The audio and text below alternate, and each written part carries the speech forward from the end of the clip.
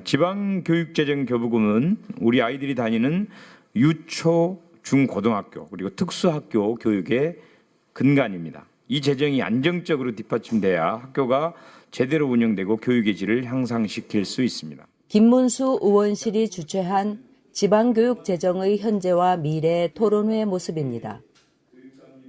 8월 11일 오후 국회의원 회관 제9간담회의실에서 개최된 이날 토론회에는 임태희 경기도 교육감과 강은희 대구 교육감을 비롯 전국 시도교육청과 교육부 관계자, 전문가 등 50여 명이 참석했습니다. 최근 2년간 윤석열 정부는 대규모 감액과 삭감으로 교육재정을 흔들었습니다. 예산 부족으로 교실 냉난방과 같은 기본시설조차 제대로 가동하지 못하는 현실이 곳곳에서 나타나고 있습니다. 일부에서는 학생 수 감소를 이유로 교부금을 줄여야 한다고 주장합니다. 그러나 인구가 줄어도 국가 재정이 줄어들지 않듯이 교육 재정 역시 미래 투자를 위해 유지, 확대해야 합니다. 김문수 의원은 토론회 모두 발언을 통해 학생 수가 줄었다고 교부금을 줄여야 한다는 시각은 잘못된 접근이라고 지적하며 지방교육 재정 교부금은 유치원과 초, 중고 모두가 제대로 운영되도록 하는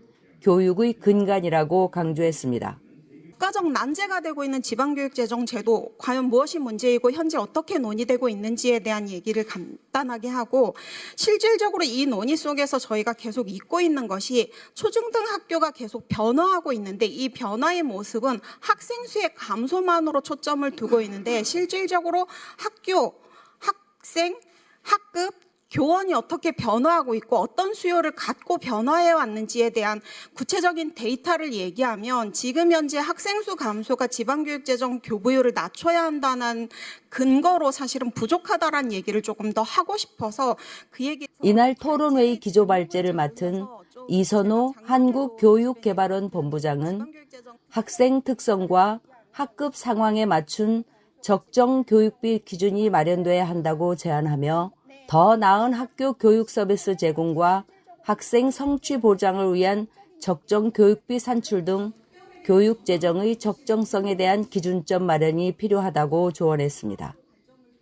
맞춤형 교육을 해야 되는 여러 가지 우리 초중등 교육의, 유초중등 교육의 교육 환경 변화와 또 미래를 향한 학생들의 한 사람 한 사람의 발전을 교육으로 이렇게 좀 그 학생들을 성장하게 해야 되는 그런 과제 입장에서 보면 교육비는 계속 좀 확대돼야 되고 유지가 적어도 돼야 된다. 절대 이 학생 수가 준다고 해서 교육에 대한 재정이 줄 수 있는 여건 아니다. 교육이 감당, 특히 유초, 중등에서 감당할 교육의 몫이 굉장히 확장되고 확대되고 있습니다. 이런 부분은 선진국형 교육으로 가는 데서는 굉장히 필요하고도 또 필수적인 요소일 수밖에 없습니다.